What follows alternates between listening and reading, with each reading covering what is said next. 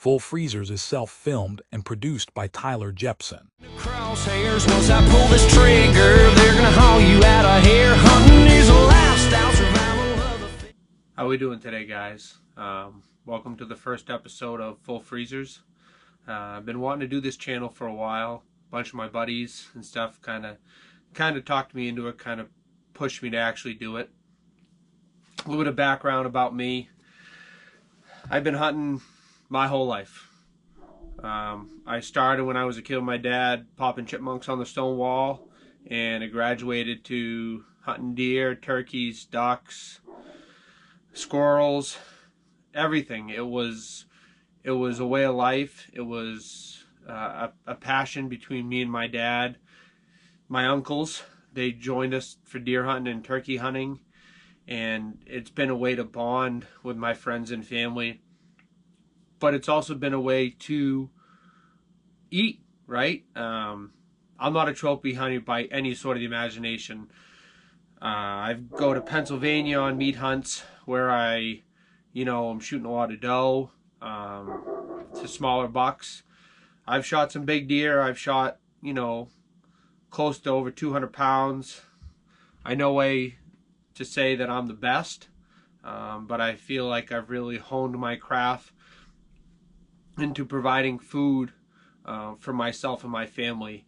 Everything that I do in the outdoors is cherishing it and believing that every gift is from the man upstairs, that he's providing me with this meat, anything that I harvest from fish or wild game, to feed myself. And to be able to do that is something unbelievable.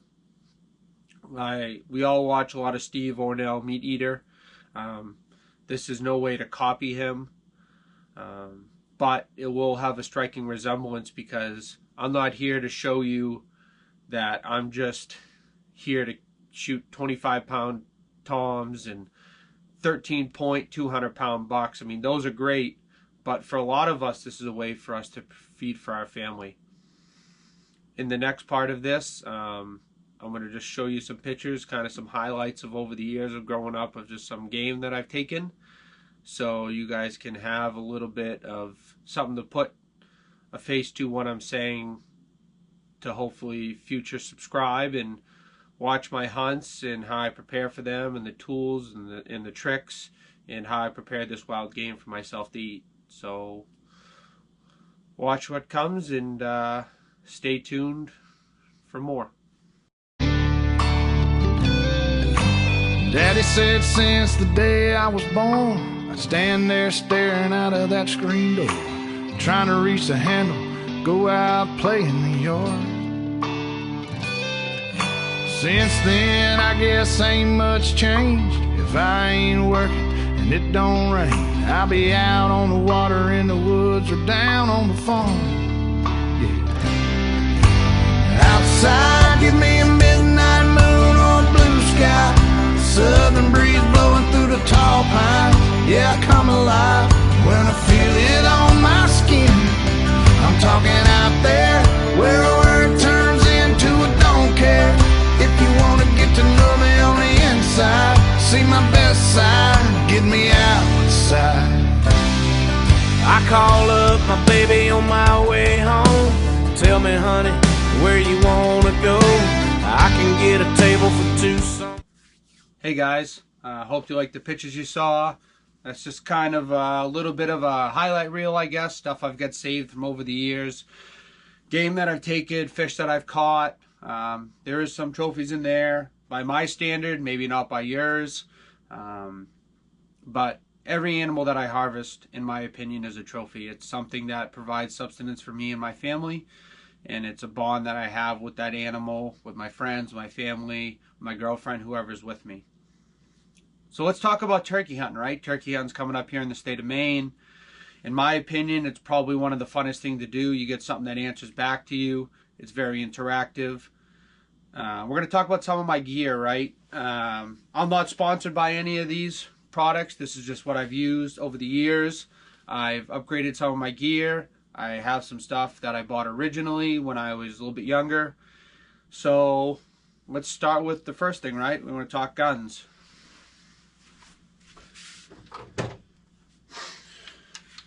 This is my shotgun. This is old trusty. I've had this for probably 10 years. This is a Remington 870. It's a Super Mag receiver. It's the turkey edition. I absolutely love it. I haven't missed with the turkey yet. Knock on wood, guys, right? Probably will this year now that I said that, but you guys will get to see that. Thumb hole stock, which I like. You can mount it like a rifle. Really get a good, steady sight picture down those fiber optic sights. These fiber optic sights are great. Low light conditions, rainy days, you get a good field of view. You get a good aim on the bird, and you make a good ethical shot. I do shoot 3.5s. Some people will say, oh, why do you shoot 3.5s? Well, you know the old saying, right? They don't make 4s. I'm a firm believer. I think you get more ethical kills. You get more pellets down range. You get more pellets on the bird in the pattern. And it just works for me, guys, right? Everybody's different. Everybody hunts differently. You use what works for you. I've always shot Winchester Longbeard ammo. This is what patterned great in my guns. 1200 feet per second, number 4s. I think with this choke that's in it, even though it comes from Remington, it is the same choke as the Winchester specific chokes, the Winchester Longbeard chokes, which that ammo's in, so it patterns very well. It is pump action. A lot of guys hunt with semi because they want a quick follow-up shot. Take good shots, right? I wait for a good shot. You know, I'm not taking these far out 60, 70 yard shots and laying three rounds down range trying to get these birds. I'm letting them come in, you know, 20, 30 yards. That's your most effective kill range, I find, for me. This will, though, I've shot birds at 40, 50 yards, no problem. Dropped them in their tracks.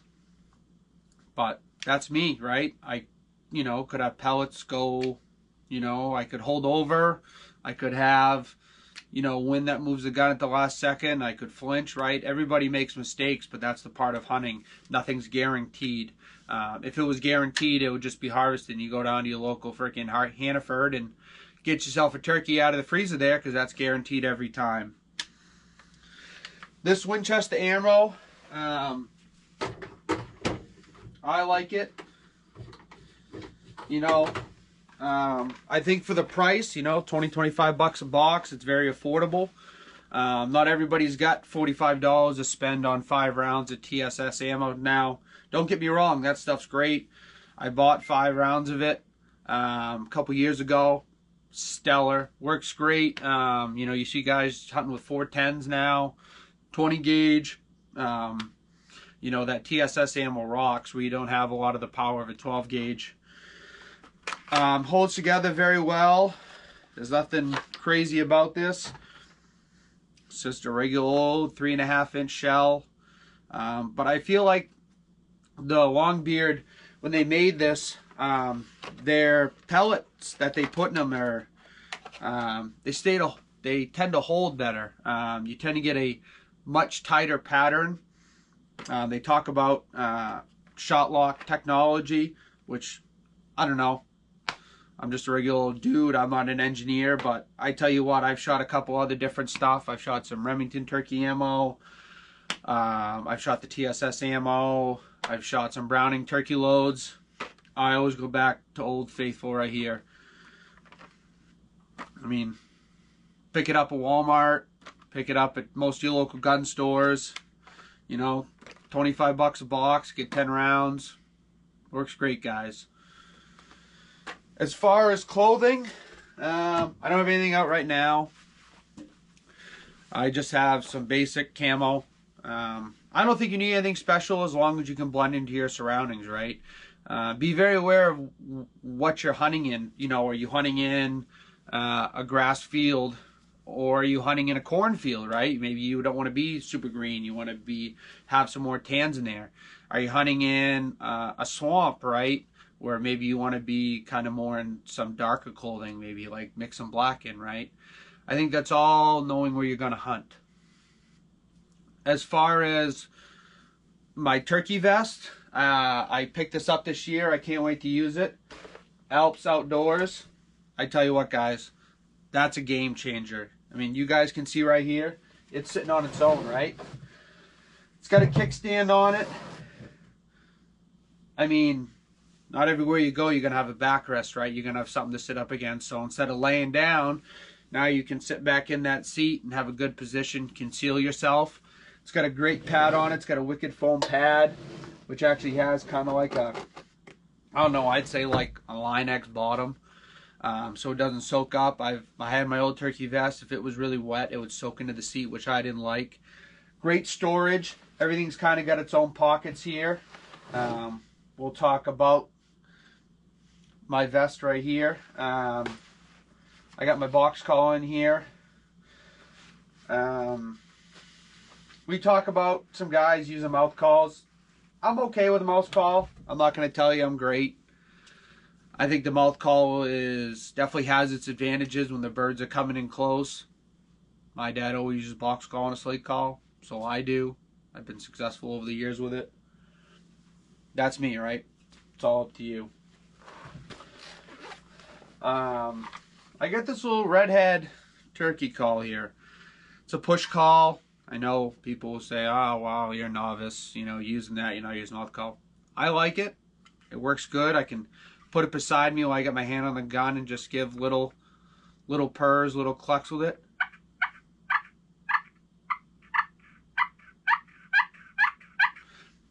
I think that sounds great. I mean, for the average turkey hunter, the guy that's trying to just get a bird to come in that's not trophy hunting, right?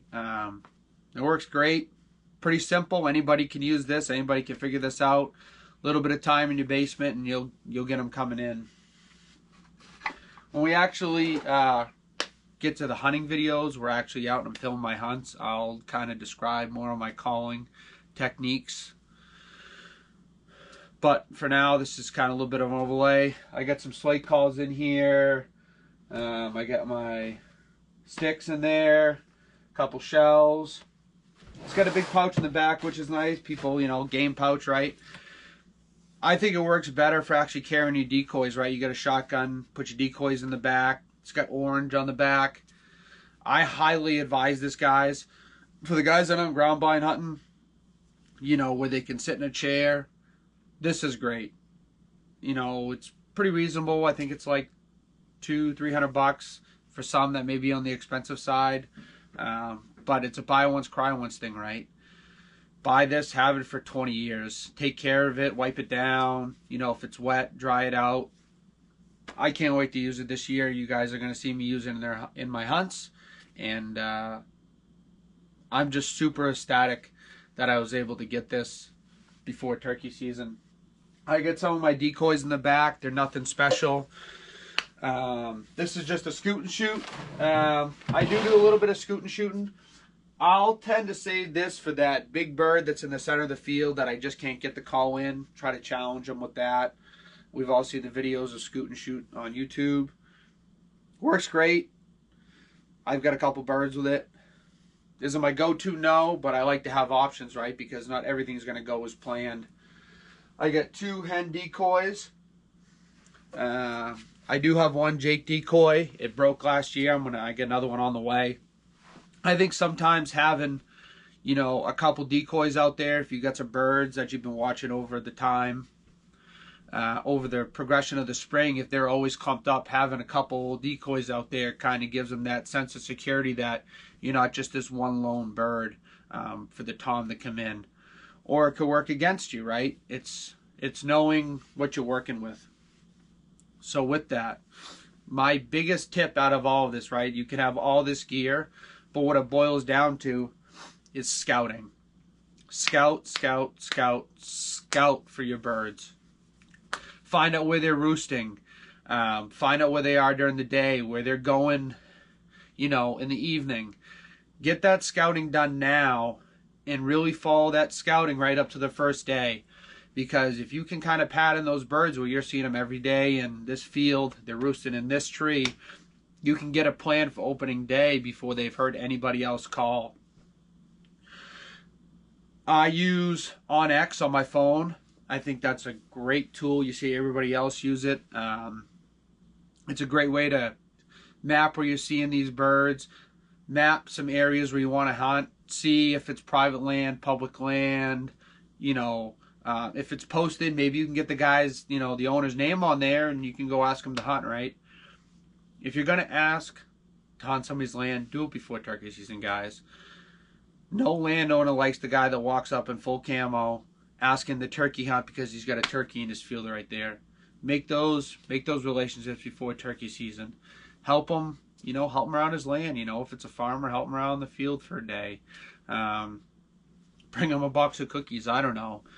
Anything to make that relation beforehand, because if you make that a relationship before you're asking just permission to hunt, I think that goes a long way. I've got some people around here that have their land posted, and I made these relationships out of the hunting season, and I tell you what, I get calls, I get texts from these people like, hey, I get birds in my field. Hey, there's this 8-pointer that's around all the time.